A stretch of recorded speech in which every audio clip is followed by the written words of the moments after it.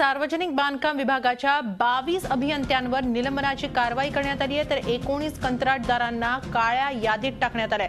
अंधेरीतल्या शासकीय इमारतीचं निकृष्ट बांधकाम केल्यामुळे सार्वजनिक बांधकाम मंत्री चंद्रकांत पाटील यांनी ही मोठी कारवाई केली आहे। याबाबत आपण अधिक माहिती घेऊया आमचे प्रतिनिधी दीपक भातुसे यांच्याकडून। दीपक, तब्बल 22 अभियंत्यांवर कारवाई करण्यात आलेली आहे सार्वजनिक बांधकाम विभागाच्या।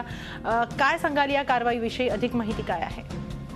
हिमाली, आतापर्यंत ही सार्वजनिक बांधकाम विभागातील मोठी कारवाई म्हणावी लागेल, कारण एका वेळेला 22 अभियंत्यांना निलंबित करणं आणि त्याचबरोबर 19 कंत्राटदारांना काळ्या यादीत टाकणं अशा प्रकारची कारवाई यापूर्वी झाली नव्हती। त्यामुळे सार्वजनिक बांधकाम विभागातील ही सगळ्यात मोठी कारवाई म्हणावी लागेल।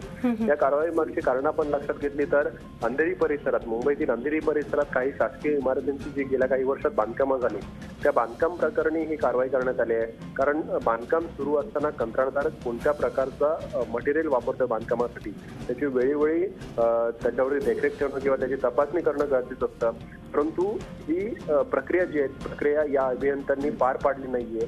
त्यामुळे ही कारवाई करण्यात आली आणि या इमारतीच्या बांधकामामध्ये कंत्राटदारांबरोबर साठलोटं ठेवून अनियमितता झाली आहे असा साधारणतः ठपका या 22 अभियंत्यांवर ठेवण्यात आलेला आहे आणि या कंत्राटदारावर ठेवण्यात आलेला आहे। त्याच्यामुळे सार्वजनिक बांधकाम मंत्री चंद्रकांत पाटील यांनी या सगळ्या प्रकरणाची सखोल चौकशी करून 22 अभियंत्यांना निलंबित केलं आहे आणि 19 कंत्राटदारांना काळ्या यादीत टाकलेलं आहे। हिमाली, हे सरकार सत्तेत आल्यानंतर निलंबनाची दुसरी मोठी कारवाई म्हणता येईल, कारण नाशिक अन्नधान्य घोटाळा प्रकरणात 7 तहसीलदारांना निलंबित करण्यात आलं होतं। त्याच्यानंतर आता सार्वजनिक बांधकाम विभागातील 22 अभियंत्यांना एकाच वेळेत निलंबित करण्यात आलं।